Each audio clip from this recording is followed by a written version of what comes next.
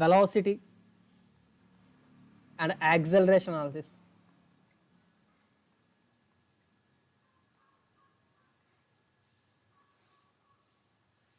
Third one, gears. Fourth one, gear trains.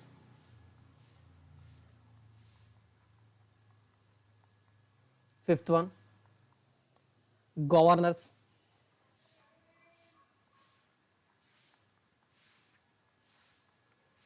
Sixth one, flywheels. Seventh one, balancing. Eighth one, cams and followers.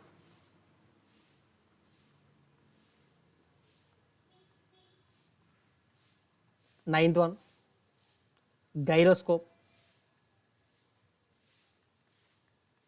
And last one, mechanical vibrations.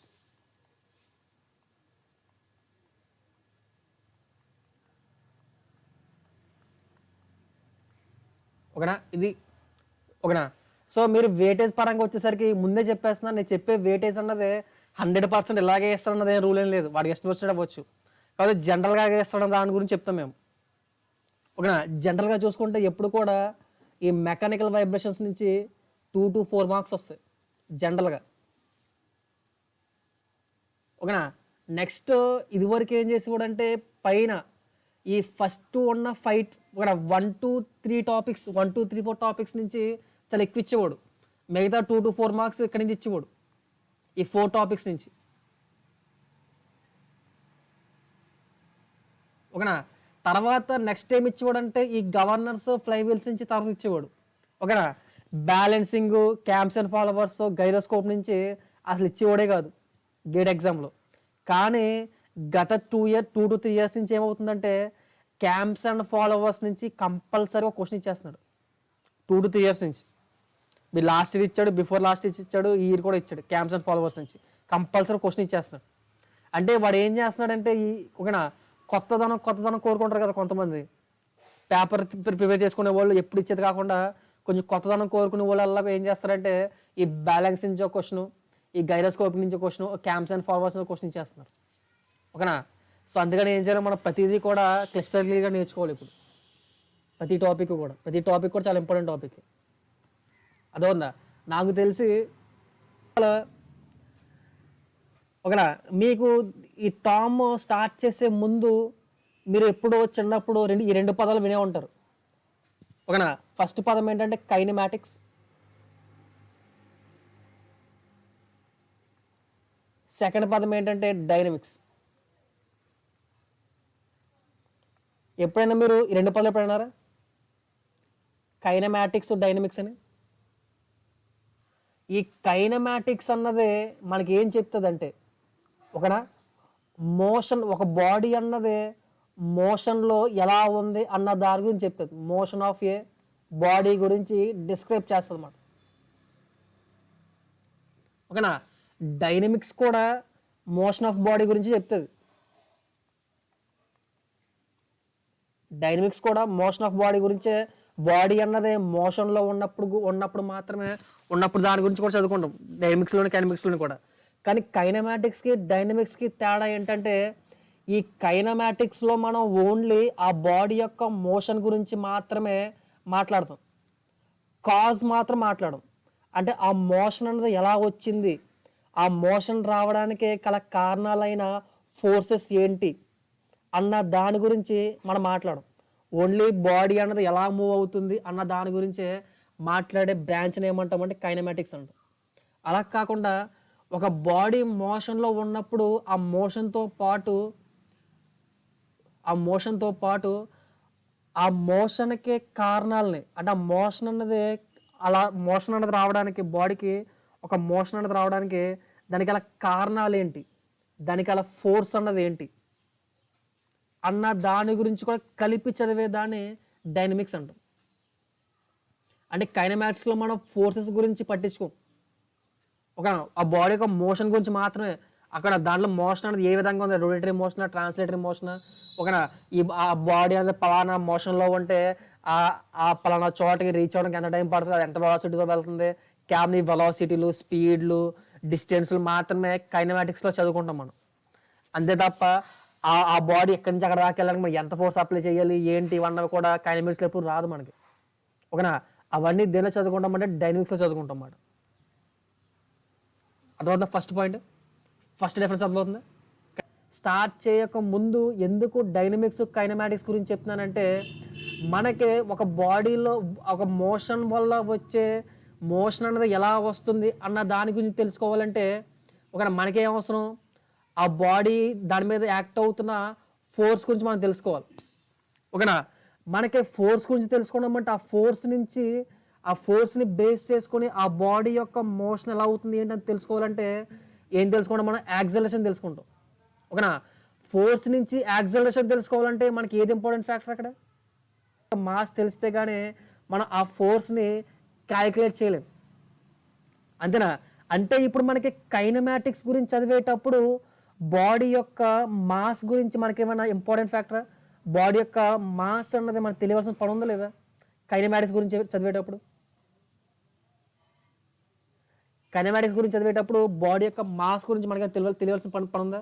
Body యొక్క mass గురించి మనకి ఎప్పుడు తెలియాలి, ఆ motion యొక్క forces, ఆ motion అన్నది ఎందుకు వస్తుంది ఏంటి అన్నది తెలుసుకోవాలనుకోండి, దానికి గల కారణాలు తెలుసుకోవాలనుకోండి, అప్పుడు మనకు బాడీ యొక్క మాస్తో పని ఉంది, ఓకేనా. బాడీ యొక్క మాస్తో పని ఉంది, ఓకేనా.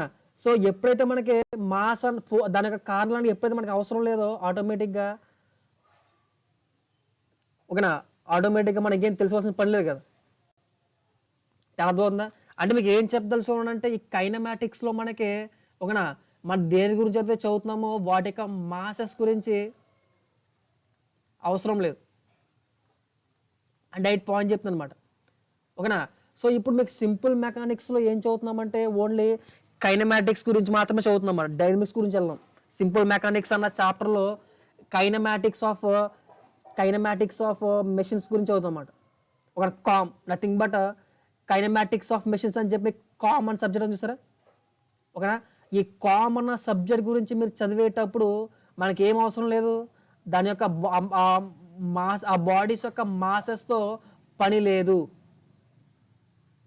అని ఫస్ట్ పాయింట్ చెప్తున్నాను అనమాట, ఓకేనా.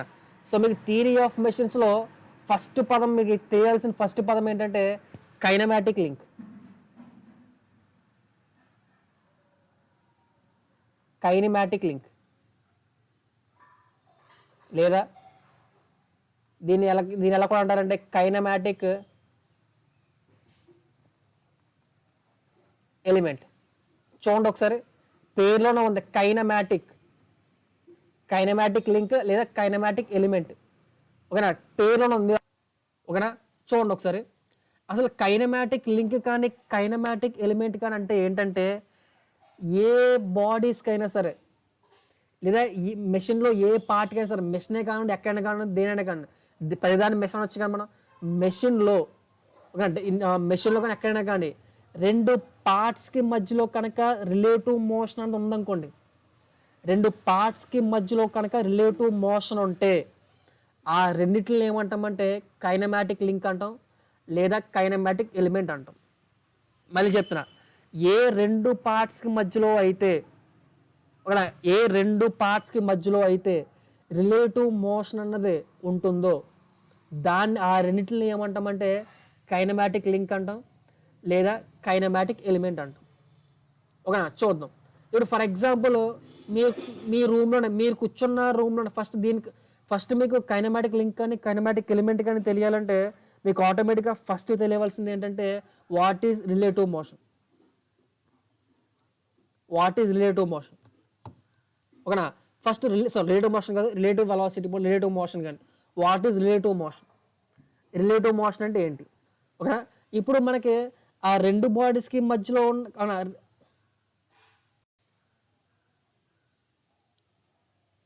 ఆ మోషన్ ఏమన్నమాట రిలేటివ్ మోషన్ అంటాం, ఓకేనా. సో ఇప్పుడు నాకు ఒక కైనమాటిక్ లింక్ కానీ కైనమాటిక్ ఎలిమెంట్ కానీ ఏమంటారంటే రెండు ఎలిమెంట్స్ మధ్యలో కనుక ఒక రెండు ఎలిమెంట్స్ మధ్యలో కనుక రిలేటివ్ మోషన్ అనేది ఏర్పడింది అనుకోండి, ఓకేనా, ఆ రెండింటిని ఏమంటామంటే కైనమాటిక్ లింక్ అంటాం, లేదా కైనమాటిక్ ఎలిమెంట్ అంటాం. మీరు మీరు డైలీ యూసేజ్లో చూసేటప్పుడు ఎప్పుడైనా ఇలాంటి ఎగ్జాంపుల్ చూసారా? రెండు బాడీస్కి మధ్యలో రిలేటివ్ మోషన్ ఉన్న ఆబ్జెక్ట్స్ లేదా మెషిన్స్ కానీ మీరు ఎప్పుడైనా అబ్జర్వ్ చేస్తారా? అబ్జర్వ్ చేస్తే ఏంటి మీ డైలీ లైఫ్లో ఉంటారు, ఒకనా ఆ రూమ్లో కూర్చునేటప్పుడు మీరు చుట్టుపక్కల చూసారనుకోండి, ఎక్కువ ఒక చోట కనిపిస్తుంది మీరు కంపల్సరీగా ఒక రెండు బాడీస్, ఒక రెండు పార్ట్స్ మధ్యలో రిలేటివ్ మోషన్ అన్నది. అలా చూసిన ఆబ్జెక్ట్ ఏముందా? బెస్ట్ డోర్, ఓకేనా. డోర్ ఏమంటారు? ఇప్పుడు ఒక డోర్ అబ్జర్వ్ చేస్తారు అనుకోండి సపోజ్, ఓకేనా. డోర్ అబ్జర్వ్ చేస్తే మనకి డోర్కి గడప ఉంటుందా? గడప ఎలాగ ఉంటుందా? ఓకేనా, నైస్, వెరీ బెస్ట్ ఎగ్జాంపుల్. గడప ఎలా ఉంటుందా? ఓకేనా. ఈ గడపకి ఓకేనా మనం ఏం చేస్తామంటే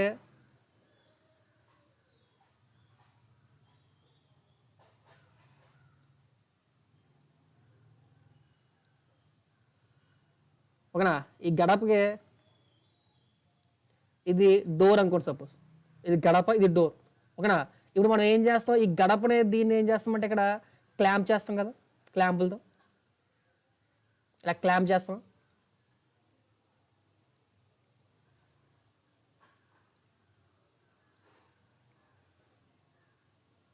ఈ క్లాంపులు చేస్తామా? ఇప్పుడు విత్ రెస్పెక్ట్ టు గడపన ఇంగ్లీష్లో ఏమంటారో తెలియదు కానీ ఆ గడప విత్ రెస్పెక్ట్ ఆ గడపతోటి ఓకేనా ఈ డోర్ని ఇలా ఇలా మూవ్ చేస్తాం, మనం మూవ్ చేసుకోవచ్చా? ఓకేనా. ఆ మూవ్ చేసుకున్నప్పుడు ఈ గడపేమో కాన్స్టెంట్గా ఉంటుంది, ఓకేనా, ఈ డోర్ ఏమో మూవ్ అవుతుంది, ఓకేనా. ఇప్పుడు ఈ రెండింటికి మధ్యలో రిలేటివ్ మోషన్ అనేది ఏర్పడుతుంది, ఓకేనా. ఈ రెండింటి మధ్యలో రిలేటివ్ మోషన్ అనేది ఏర్పడుతుంది కాబట్టి ఈ గడపడే లింక్ అంటాం, ఓకేనా. దీన్ని కూడా లింక్ అంటాం, అర్థమవుతుందా? ఓకేనా.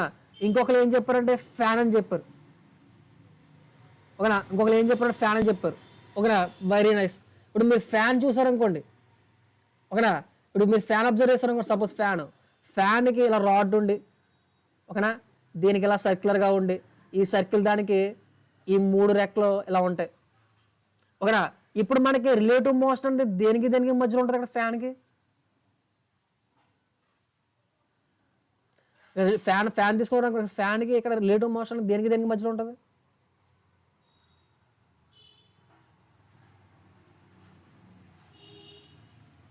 ఇక్కడ ఫ్యాన్ ఎగ్జాంపుల్ తీసుకోవడం అనుకోండి, రిలేటివ్ మోషన్ దేనికి మధ్యలో ఉంటుంది?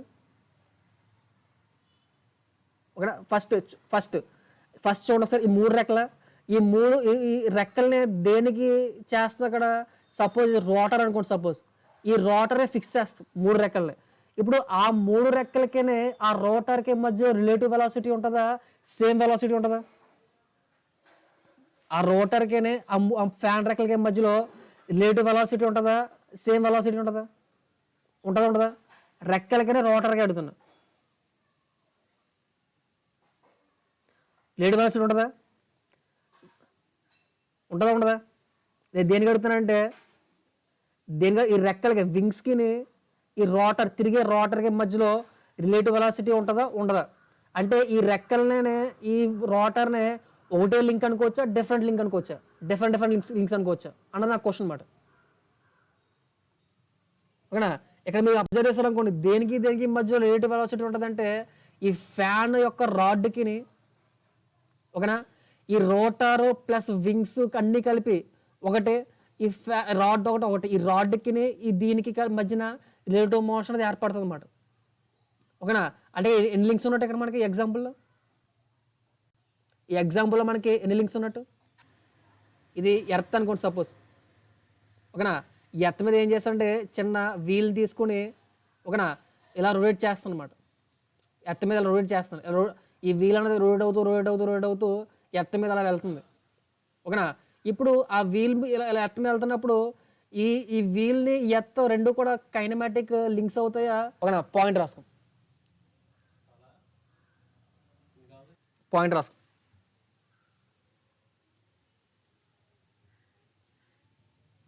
Every part of machine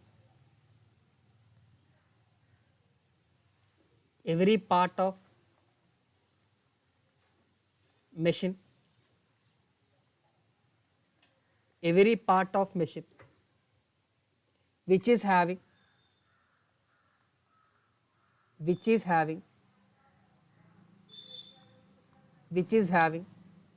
some relative motion, some relative motion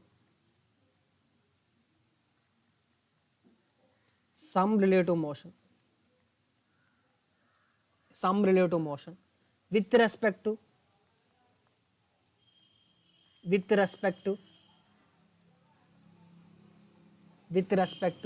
to some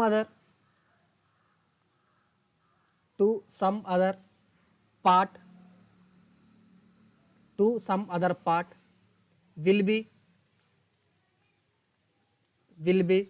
known as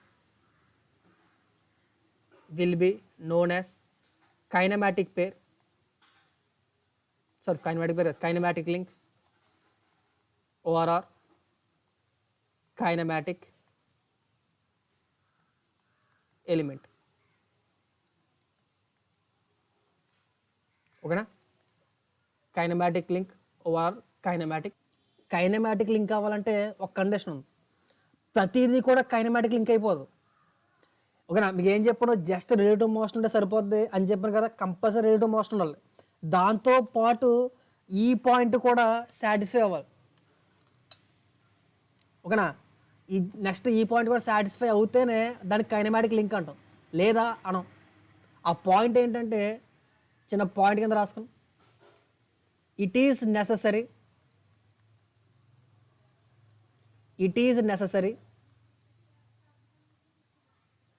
for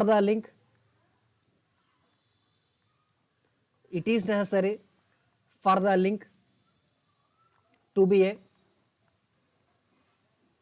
resistant body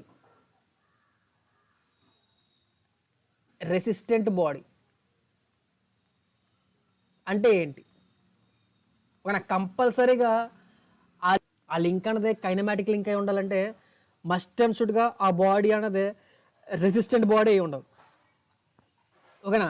so మీకు ఇప్పుడు రెండు పదాలు వస్తాయి ఇక్కడ. ఓకేనా? రిజిడ్ బాడీ,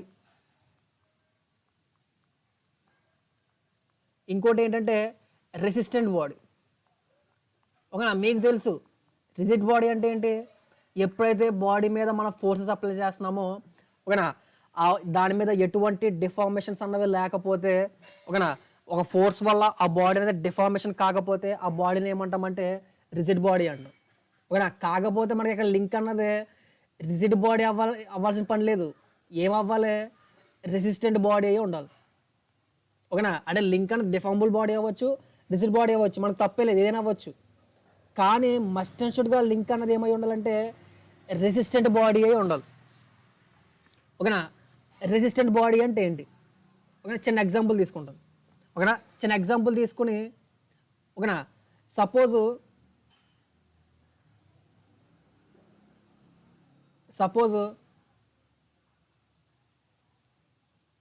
మేము మనకు తెలిసిన మెకానిజం ఏంటి, రెండు పుల్లీస్ తీసుకున్నా. రెండు పుల్లీస్ని ఏం చేస్తానంటే ఫస్ట్ కేసులో ఏం చేస్తాను, రెండు పుల్లీస్ని నీట్గా బెల్ట్తో కనెక్ట్ చేశాను.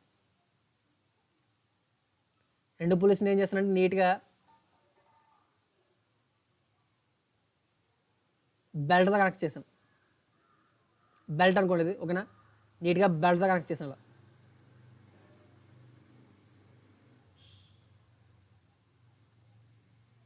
ఓకేనా? అదే నెక్స్ట్ కేసులో ఏం చేస్తానంటే రెండు పుల్లీస్ని ఏం చేస్తానంటే ఒక రబ్బర్ బ్యాండ్ తీసుకుని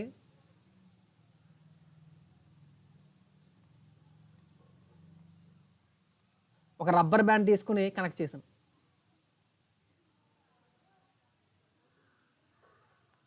ఓకేనా? ఒక రబ్బర్ బ్యాండ్ తీసుకుని కనెక్ట్ చేశాను. ఫస్ట్ కేసులో ఏం చేశాను, ఒక బెల్ట్ తీసుకుని ఆ బెల్ట్తో కనెక్ట్ చేశాను ఫస్ట్ కేసులో, ఇలా బెల్ట్తో. ఓకేనా? సెకండ్ కేసులో ఏం చేశానంటే అదే పుల్లిని రబ్బర్ బ్యాండ్తో ఇలా కనెక్ట్ చేశాను. ఓకేనా, రబ్బర్ బ్యాండ్ కనెక్ట్ చేశాను. ఫస్ట్ కేస్ గురించి మాట్లాడదాం. ఓకేనా, ఇప్పుడు ఏం చేస్తానంటే నేను ఇది పుల్లీ నెంబర్ 1, ఇది పుల్లీ నెంబర్ 2 అనుకుందాం.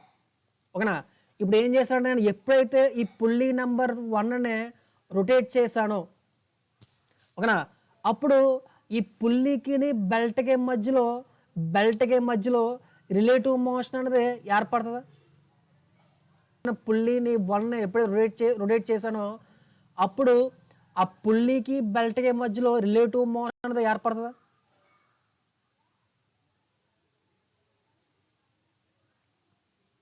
అంటే అప్పుడు పుల్లీ తిరుగుతుంది, డిఫరెంట్ స్పీడ్తో బెల్ట్ తిరుగుతుంది.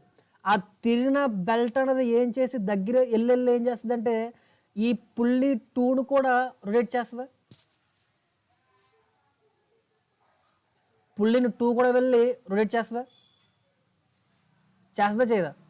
ఓకేనా, అంటే ఇక్కడ బెల్ట్ అనేది ఏం చేస్తుందంటే ఓకేనా, దానికి పుల్లీ 1 నుంచి పుల్లీ 2కి ఓకేనా పవర్ క్యారింగ్ కెపాసిటీ అనేది ఉందా లేదా? పవర్ అనేది క్యారీ చేస్తుందా లేదా? ఇది ఎనర్జీ అనేది ట్రాన్స్మిట్ చేస్తుందా లేదా? పవర్ అనేది ట్రాన్స్మిట్ చేస్తుందా లేదా బెల్ట్ అన్నది? అంతే కదా. ఇక్కడ ఇచ్చిన పవర్ అన్నది ఇక్కడ సమ్ పవర్తో పుల్లీని కనుక రొటేట్ చేసాను అనుకోండి, ఓకేనా, ఈ బెల్ట్ అనేది ఏం చేస్తుంది, అదే పవర్ని ఈ పుల్లీ 1 దగ్గర నుంచి పుల్లీ 2కి తీసుకెళ్తుందా? అదో పాయింట్, పుల్లీ 1 నుంచి పుల్లీ 2కి తీసుకెళ్తుందా? అదే ఎగ్జాంపుల్ సెకండ్ కేసు తీసుకుంటాను. ఈ సెకండ్ కేసులో ఇది ఫస్ట్ పుల్లీ, ఇది సెకండ్ పుల్లీ. ఓకేనా, ఈ 2 పుల్లీస్ని ఏం చేస్తానంటే రబ్బర్ బ్యాండ్తో కనెక్ట్ చేశాను. నేను రబ్బర్ బ్యాండ్తో కనెక్ట్ చేసి ఓకేనా ఈ పుల్లీని రొటేట్ చేశాను. ఎప్పుడైతే ఈ పుల్లీని రొటేట్ చేశానో ఈ పుల్లీకి ఈ రబ్బర్ బ్యాండ్కి మధ్యలో రిలేటివ్ మోషన్ ఉంటుందా ఉండదా? ఈ పుల్లీకి ఈ రబ్బర్ బ్యాండ్కి మధ్యలో రిలేటివ్ మోషన్ ఉంటుందా ఉండదా? ఉండదా? రిలేటివ్ మోషన్ ఎప్పుడైతే నేను ఈ పుల్లీని రొటేట్ చేశానో ఓకేనా, అప్పుడు ఈ రబ్బర్ బ్యాండ్కి పుల్లీకి మధ్యలో రిలేటివ్ మోషన్ ఉంటుందా ఉండదా? నడిది రిలేటివ్ మోషన్. ఓకేనా, రిలేటివ్ మోషన్ ఉంటుంది. కానీ ఇక్కడ ఉన్న పవర్ని ఈ పుల్లీ 2 వరకు కూడా ట్రాన్స్మిట్ చేస్తుందా చేయదా? పుల్లీ 2 వరకు ట్రాన్స్మిట్ చేస్తుందా చేయదా? ఇక్కడ రిలేటివ్ మోషన్ ఉంటుంది. అవునా, రిలేటివ్ మోషన్ ఉంటే సరిపోదు, దాంతోపాటు ఏముండాలి, పవర్ అన్నది ట్రాన్స్మిట్ చేసే కెపాసిటీ ఉండాలన్నమాట దానికి. ఓకేనా, ఏ బాడీస్కి అయితే పవర్ ట్రాన్స్మిట్ చేసే కెపాసిటీ ఉందో, ఓకేనా, ఏ బాడీస్కి అయితే పవర్ ట్రాన్స్మిట్ చేసే కెపాసిటీ ఉందో వాటిని ఏమంటామంటే రెసిస్టెంట్ బాడీస్ అంటాం. ఓకేనా, మనకి ఆ బాడీస్ అన్నవి ఏ ఫామ్లో ఉన్నామన్న అనవసరం, ఆ బాడీస్ అని ఎలా ఉన్నా మనకు పర్వాలేదు, అవి పవర్ ట్రాన్స్మిట్ చేస్తున్నాయి లేదా అన్నది కావాలంతే. అర్థమవుతుందా? అవి పవర్ ట్రాన్స్మిట్ చేస్తున్నాయా లేదా అన్నది కావాలంతే మనకి. అది లిక్విడ్ ఫామ్లో ఉన్నామండి, సాలిడ్ ఫామ్లో ఉన్నామండి, ఇంకా అదర్ ఫామ్లో ఉన్నాం మనకు సంబంధం లేదు. ఓకేనా, ఆ బాడీస్ అన్నవి ఓకేనా పవర్ ట్రాన్స్మిట్ చేస్తున్నాయా లేవా అన్నవి మనకు పవర్ ట్రాన్స్మిట్ చేసేటట్టు ఉండాలన్నమాట. వాటిని ఏమంటామంటే రెసిస్టెంట్ బాడీ అంటాం. ట్రాన్స్మిట్ చేయడానికి కన్వర్ట్ చేయడానికి ఏమైనా తేడా ఉందా? ఇంకొక ఫామ్కి వెళ్ళిపోయింది అనుకోండి, సపోజ్ అది ఇచ్చింది కైనమాటిక్ ఎనర్జీ, ఆ కైనమాటిక్ ఎనర్జీని పొటెన్షియల్ ఎనర్జీ కింద మారిపోయింది అనుకోండి, అది కన్వర్షన్ అంటాం. అలా కాకుండా నేను ఇచ్చిన కైనెటిక్ ఎనర్జీని, సేమ్ అమౌంట్ ఆఫ్ కైనెటిక్ ఎనర్జీని ఇంకొక లింక్కి అదే కైనెటిక్ ఎనర్జీ కింద పంపిస్తున్నాను నేను, దాని ఏమంటాం ట్రాన్స్మిషన్ అంటాం. ఇప్పుడు గేర్స్ అన్నవి ఎనర్జీని ట్రాన్స్మిట్ చేస్తే కన్వర్ట్ చేస్తే, గేర్స్ ట్రాన్స్మిట్ చేస్తాయి అంటే సేమ్ ఎనర్జీని ఒక గేర్ నుంచి ఇంకొక గేర్కి పంపిస్తాయి. ఓకేనా, ఎనర్జీని కన్వర్ట్ చేసేది ఏమైనా ఎగ్జాంపుల్ చెప్తారు మీరు? Teja, best example turbine. ఓకేనా, మనకి టర్బైన్లో ఉన్న మీకు చాలా ఓకేనా, మీకు చాలా మంచి క్వశ్చన్ మాట, అది మంచి ఓవరాల్ క్వశ్చన్ కూడా అడుగుతారు అక్కడ. టర్బైన్లో ఉన్న వాటర్ అన్నది లింక్ కింద చెప్పొచ్చా చెప్పకూడదా, అంటే టర్బైన్లో ఉన్న వాటర్ని లింక్ అనొచ్చా అనకూడదా అని చెప్తారు మిమ్మల్ని. ఓకే, అంటే అక్కడ మనకి వాటర్కి డ్యామ్కి మధ్య రిలేటివ్ మోషన్ ఉంటుంది, డ్యామ్కి వాటర్కి మధ్య రిలేటివ్ మోషన్ ఉంటుంది అక్కడ. ఓకేనా, మరి డ్యామ్కి దానికి వాటర్కి మధ్య రిలేటివ్ మోషన్ ఉన్నప్పుడు దాన్ని వాటర్ని అక్కడ ఉన్న వాటర్ని లింక్ అనొచ్చా అనకూడదా అని అడుగుతారు మమ్మల్ని క్వశ్చన్. అనొచ్చా అనకూడదా లింక్ అని? చాలా చాలా మంచి ఇంపార్టెంట్ క్వశ్చన్. ఎందుకు అనకూడదు?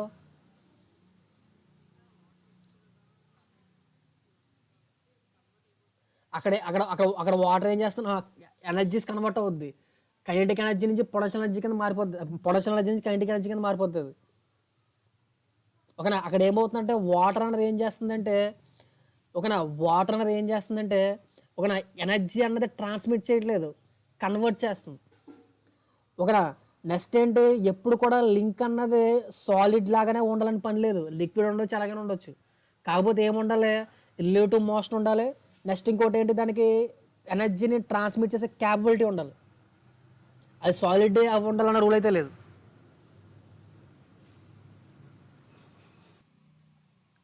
So that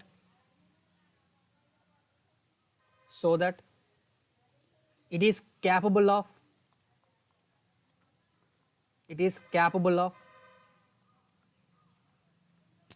so that it is capable of transmitting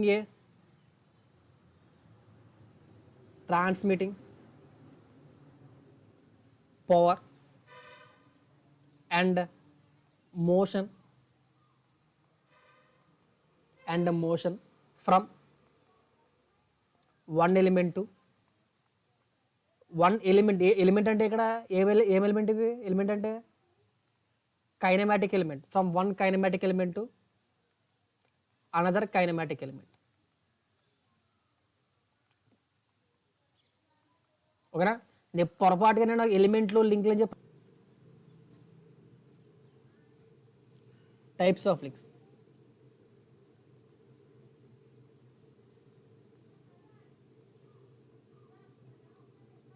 first one rigid link.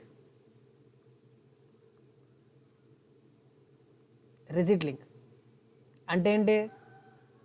Rigid link అంటే ఏంటి? పేరులోనే ఉంది. ఓకేనా? ఆ లింక్లో అది వర్క్ చేస్తున్నప్పుడు దాంట్లో ఉన్న డిఫార్మేషన్స్ అన్నవి నెగ్లిజిబుల్. ఓకేనా? డిఫార్మేషన్స్ అన్నవి negligible.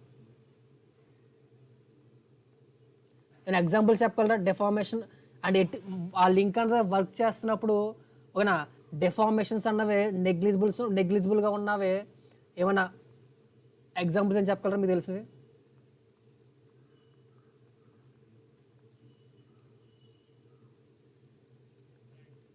Crank, connecting rod, piston. ఓకేనా? వాటి యొక్క డిఫార్మేషన్స్ అన్నవి ఏమి కూడా పెద్ద ఎక్కువ ఉండవు కదా. సెకండ్ది ఫ్లెక్సిబుల్ లింక్.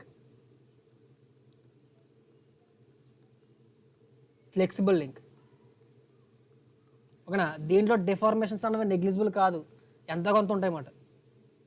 కాకపోతే ఆ డిఫార్మేషన్స్ అన్నవి ఎలా పడితే అలా ఉండవు, పర్మిసిబుల్ లిమిట్స్లో ఉంటాయి.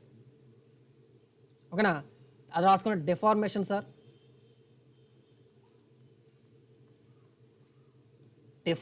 Are not negligible, but are in permissible limits.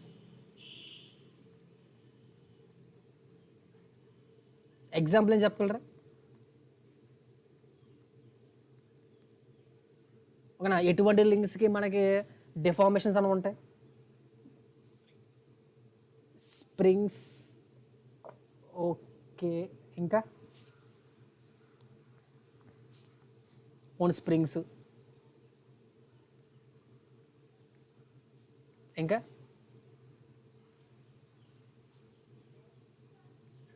Springs. ఇంకేం ఎగ్జాంపుల్ చెప్పాలి నాకు ఫ్లెక్సిబుల్ లింక్స్కి?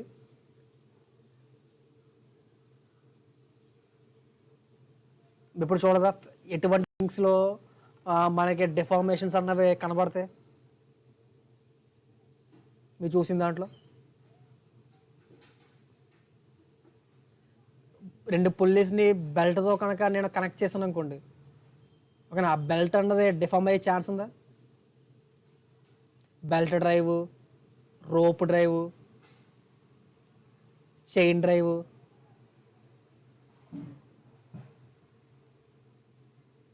మీరు ఎప్పుడైనా మీ సైకిల్ అడిగారు కదా, థర్డ్ది ఫ్లూయిడ్ లింక్. ఫ్లూయిడ్ లింక్ ఓకేనా, చూడండి ఒకసారి మీకు ఒక ఎగ్జాంపుల్ చూపిస్తాను. ఓకేనా, చిన్న ఎగ్జాంపుల్ చూపిస్తాను చూడండి ఒకసారి.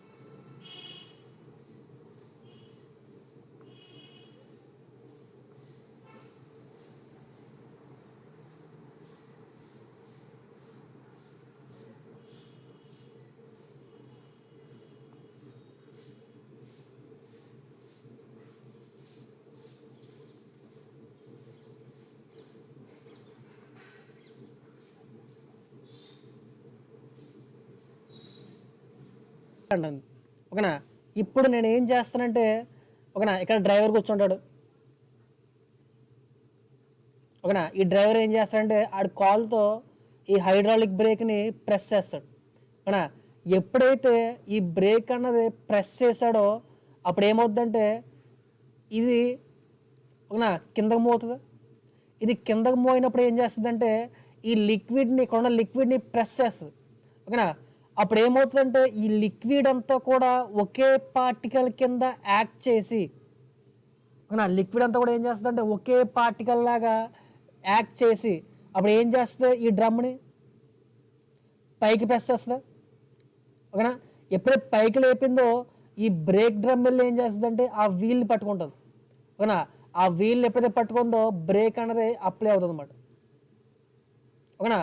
ఇప్పుడు ఇక్కడ ఉన్న లిక్విడ్ అన్నది ఇప్పుడు ఈ లిక్విడ్కి రిలేటివ్ వెలాసిటీ అన్నది ఉందా లేదు చెప్పండి ఒకసారి. ఈ లిక్విడ్ విత్ రెస్పెక్ట్ ఓన్లీ లిక్విడ్కి ఈ ప్రాసెస్లో రిలేటివ్ వెలాసిటీ అన్నది కనిపిస్తుంది ఎక్కడైనా. Fluid link sometimes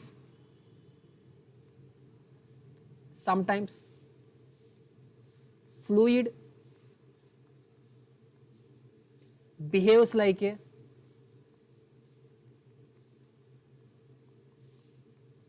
link when the power is transmitted. When the power is transmitted, when the power is transmitted because of pressure,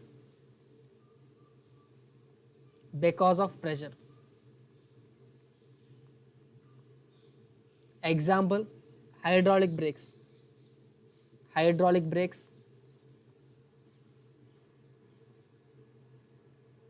hydraulic brakes,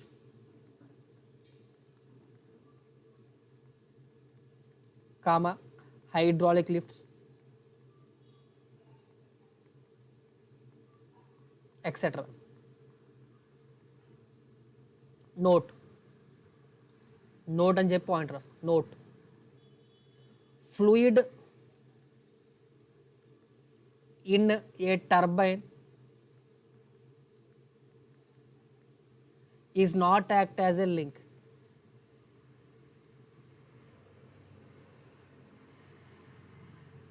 Is not act as a link because there is only energy transmission, energy conversion, not transmission, not energy transmission. మనకి ఏమి ఉండాలి link అని define చేయడానికి? కంపల్సరీగా energy transmission ఉండాలి. Full stop. తీసుకుంటాం. ఒక shaft తీసుకున్నాం, ఓకేనా? ఒక 3 డైమెన్షన్ షాఫ్ట్ తీసుకున్న, దీంట్లో ఒక చిన్న సర్క్యులర్ హోల్ తీసుకున్నాం,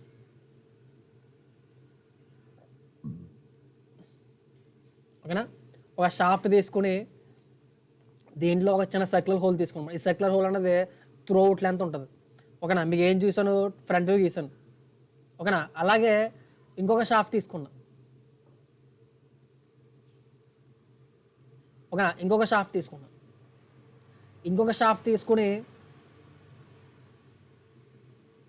ఓకేనా? ఆ షాఫ్ట్లో ఏం చేశానంటే స్క్వేర్ హోల్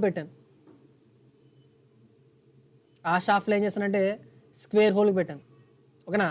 ఒక షాఫ్ట్ తీసుకుని, ఒక షాఫ్ట్లోనేమో సర్క్యులర్ హోల్ పెట్టాను, ఇంకొక షాఫ్ట్ తీసుకుని దాంట్లో స్క్వేర్ హోల్ పెట్టాను, ఓకేనా? ఇప్పుడు ఏం చేశానంటే నేను ఈ 2 షాఫ్ట్లో కూడా దీనిలో సర్క్యులర్ హోల్ పెట్టాను కాబట్టి ఒక సర్క్యులర్ రాడ్ తీసుకున్నా, ఓకేనా? ఒక సర్క్యులర్ రాడ్ తీసుకుని దీంట్లో ఇన్సర్ట్ చేశాను.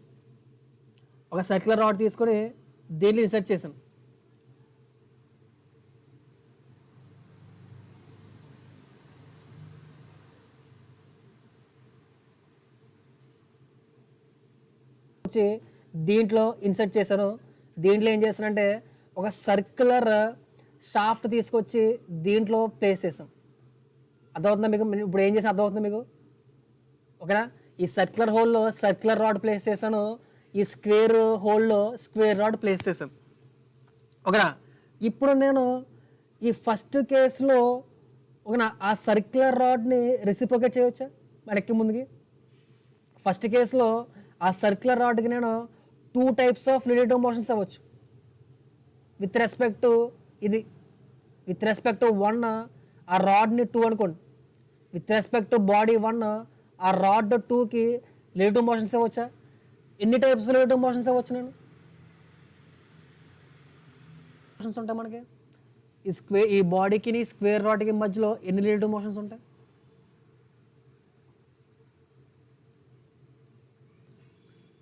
2 and 4 ఒకటే కదా ఉంటుంది.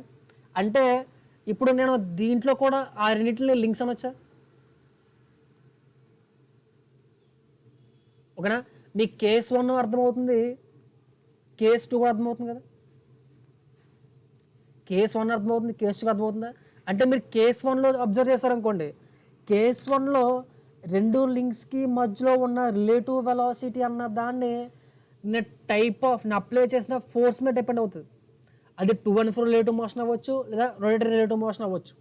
అదే కేస్ 2 వచ్చేసరికి ఆ రెండింటి మధ్యలో ఉన్న రిలేటివ్ మోషన్ అన్నది, ఓకేనా, నేను ఎటువంటి ఫోర్స్ అప్లై చేసినా సరే కేవలం ఎప్పుడు కూడా ఆ రిలేటివ్ మోషన్ అనేది ఓన్లీ 2 and 4 అవుతుందా?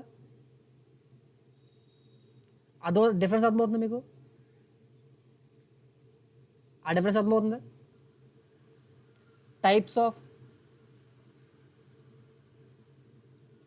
రిలేటివ్ మోషన్స్,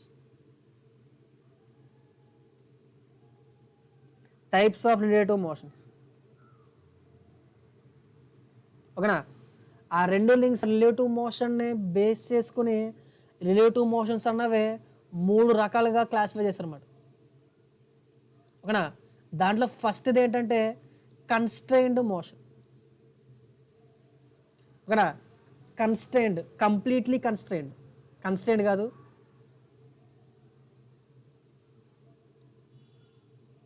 కన్స్ట్రైన్డ్ కాదు, completely constrained, completely constrained motion.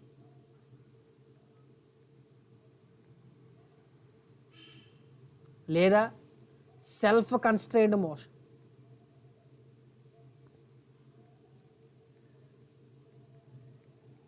Self constrained motion. ఒక ఫస్ట్ది అంటే 2 లింక్స్కి మధ్యలో కనుక నేను ఎటువంటి ఫోర్స్ అప్లై చేసినా సరే, ఓకేనా, ఆ లింక్స్కి మధ్య, ఆ 2 లింక్స్కి మధ్యలో ఎటువంటి ఫోర్స్ అప్లై చేసినా సరే ఎప్పుడు కూడా ఆ రెండింటి మధ్య రిలేటివ్ వెలాసిటీ అనేది మారకపోతే, సేమ్ వస్తే, ఎప్పుడు కూడా సేమ్ వస్తే అటువంటి మోషన్ ఏమంటామంటే, ఓకేనా, కంప్లీట్లీ కన్స్ట్రైన్డ్ మోషన్ అంటాం, లేదా సెల్ఫ్ కన్స్ట్రైన్డ్ మోషన్ అంటాం. ఓకేనా? అలా కాకుండా నేను ఇచ్చిన ఫోర్స్ మీద కనుక డిపెండ్ అయింది అనుకోండి, అక్కడ వచ్చి రిలేటివ్ మోషన్ అన్నది, దాన్ని ఏమంటామంటే అన్కన్స్ట్రైన్డ్ మోషన్ అని చెప్పి అంటాం. దాన్ని ఏమంటామంటే అన్కన్స్ట్రైన్డ్ మోషన్ అని చెప్పి అంటాం. అన్కన్స్ట్రైన్డ్ మోషన్ అని చెప్పి అంటాం. ఓకేనా?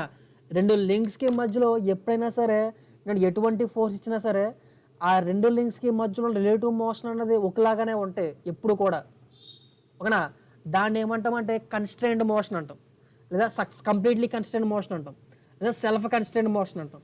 అలా కాకుండా నేను ఇచ్చిన ఫోర్స్ని బట్టి, ఓకేనా, నేను ఇచ్చిన ఫోర్స్ని బట్టి దాని యొక్క మోషన్ని కనుక మార్చుకుంటుంది అనుకోండి, రిలేటివ్ మోషన్ కనుక మార్చుకుంటుంది అనుకోండి, దాన్ని అన్కన్స్ట్రైన్డ్ మోషన్ అంటాం. ఓకేనా? సో మీ డైలీ ఎగ్జాంపుల్స్లో కంప్లీట్లీ కన్స్ట్రైన్డ్ మోషన్కి ఇంకేమైనా ఎగ్జాంపుల్స్ చెప్పగలరా? ఓకే, సపోజ్ ఇది ఒక సిలిండర్ అనుకోండి, సపోజ్. ఓకేనా? ఈ సిలిండర్లో ఏం చేస్తానంటే నేను సిలిండర్ అనుకోండి సపోజ్. ఓకేనా? ఈ సిలిండర్లో ఏం చేస్తానంటే నేను పిస్టన్ ప్లేస్ చేశాను, జస్ట్ పిస్టన్ ప్లేస్ చేశాను. ఈ సిలిండర్లో జస్ట్ పిస్టన్ ప్లేస్ చేశాను. ఓకేనా? ఇప్పుడు ఈ పిస్టన్ని ప్లేస్ చేసేటప్పుడు ఇప్పుడు ఈ పిస్టన్కి సిలిండర్కి మధ్యలో ఎటువంటి రిలేటివ్ మోషన్ ఉంటుంది? కంప్లీట్లీ కన్స్టెంట్ మోషన్ ఉంటుందా, అన్కన్స్టెంట్ మోషన్ ఉంటుందా? ఎప్పుడైతే సిలిండర్ని జస్ట్ పిస్టన్లో ప్లేస్ చేశాను అంతే, ఎప్పుడైతే సిలిండర్ని జస్ట్ పిస్టన్లో ప్లేస్ చేశానో అప్పుడు కంప్లీట్లీ కన్స్టెంట్ మోషన్ ఉంటుందా, కన్స్టెంట్ మోషన్ ఉంటుందా? అన్కన్స్టెంట్ మోషన్ కేవలం అంటే ఇక్కడ ఉన్న పిస్టన్ సిలిండర్ని ఏం చేయొచ్చు అంటే ఈ లింక్ కనెక్ట్ చేయకముందు టు అండ్ ఫ్రో మూవ్ చేయొచ్చు, రేట్ కూడా చేయొచ్చు, అంటే దానికి అన్కన్స్టెంట్ మోషన్ ఉంటుంది అన్నమాట. ఓకేనా? ఎప్పుడైతే ఈ పిస్టన్ని ఒక లింక్కి కనెక్ట్ చేశానో, ఓకేనా, అప్పుడు బై యూజింగ్ దిస్ లింక్, ఓకేనా, దీనికి ఎటువంటి మోషన్ ఇవ్వచ్చు మనం? బై యూజింగ్ దిస్ లింక్ దీనికి ఎటువంటి మోషన్ ఇవ్వచ్చు? యాక్చువల్గా అది అన్కన్స్టెంట్ మోషనే ఆ రెండింటికి మధ్యలో, కాకపోతే ఒక ఎక్స్ట్రా లింక్ని యూజ్ చేసుకొని ఆ అన్కన్స్టెంట్ మోషన్ని కాస్త కంప్లీట్లీ కన్స్టెంట్ మోషన్ కింద మార్చేస్తున్నామా ఎక్స్ట్రా లింక్ ఉపయోగించుకొని? దాన్ని ఏమంటామంటే సక్సెస్ఫుల్లీ కన్స్టెంట్ మోషన్ అంటాం. దాన్ని ఏమంటామంటే సక్సెస్ఫుల్లీ కన్స్టెంట్ మోషన్ అంటాం. ఓకేనా? సక్సెస్ఫుల్లీ కన్స్టెంట్ మోషన్ అన్నది ముందేంటది అన్కన్స్టెంట్ మోషనే, కాకపోతే ఏం చేస్తామంటే ఒక ఎక్స్ట్రా లింక్ని యూజ్ చేసుకొచ్చి ఆ అన్కన్స్టెంట్ మోషన్ కాస్త constant motion, completely constant motion కింద మార్చేస్తాం. ఎప్పుడైతే కంప్లీట్లీ కన్స్టెంట్ మోషన్ కింద మార్చేసామో దాన్ని ఏమంటామంటే సక్సెస్ఫుల్లీ కన్స్టెంట్ మోషన్ అంటాం.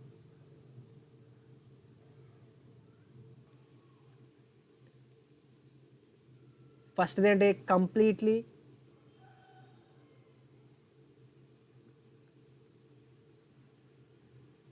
ORR self constrained motion.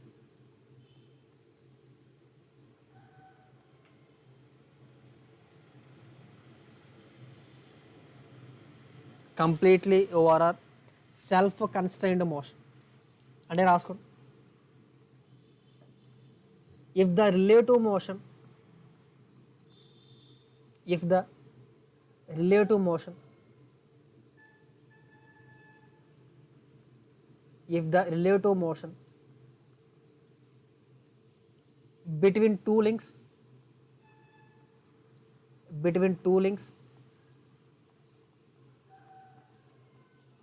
is possible only in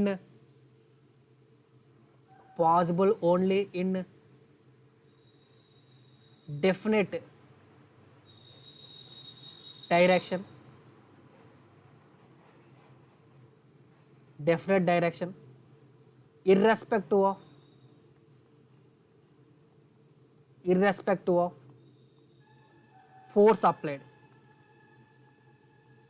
irrespective of force applied, ఓకేనా, is called as completely constrained over self constrained motion. If the relative motion between two links is possible only in definite direction irrespective of force applied, is called as completely or self constrained motion. Full stop. Next successfully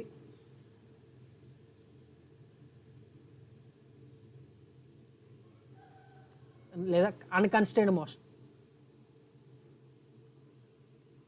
Unconstrained motion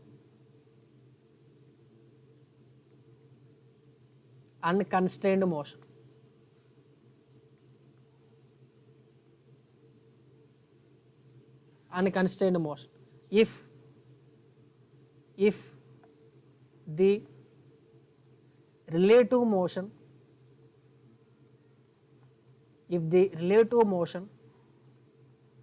between two links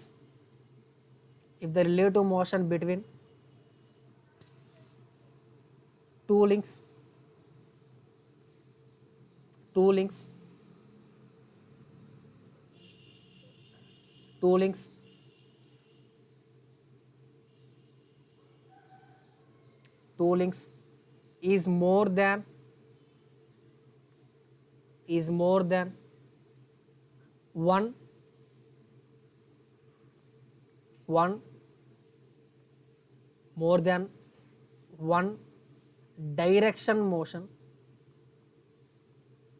direction motion is possible.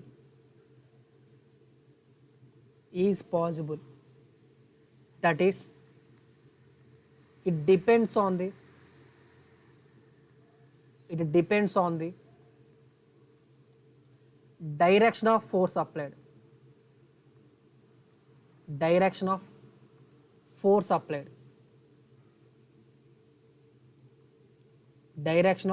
applied. Such motion is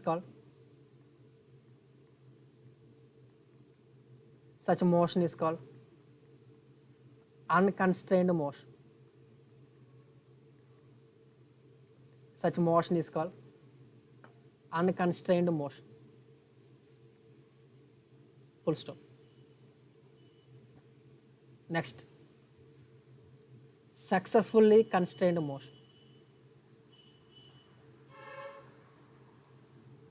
Successfully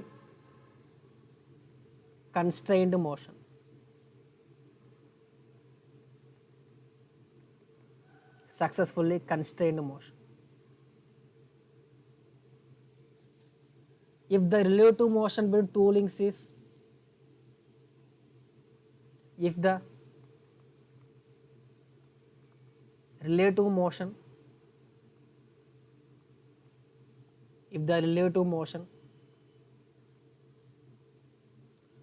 between the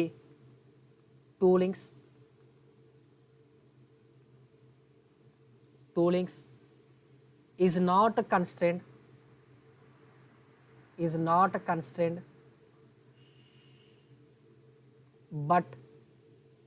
but a third link is used to make motion between two links is constrained,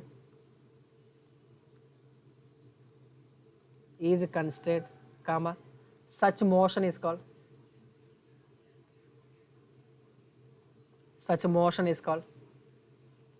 successfully constrained motion.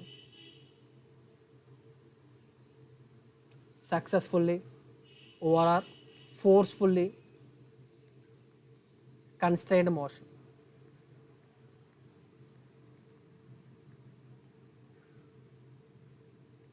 ఓకేనా?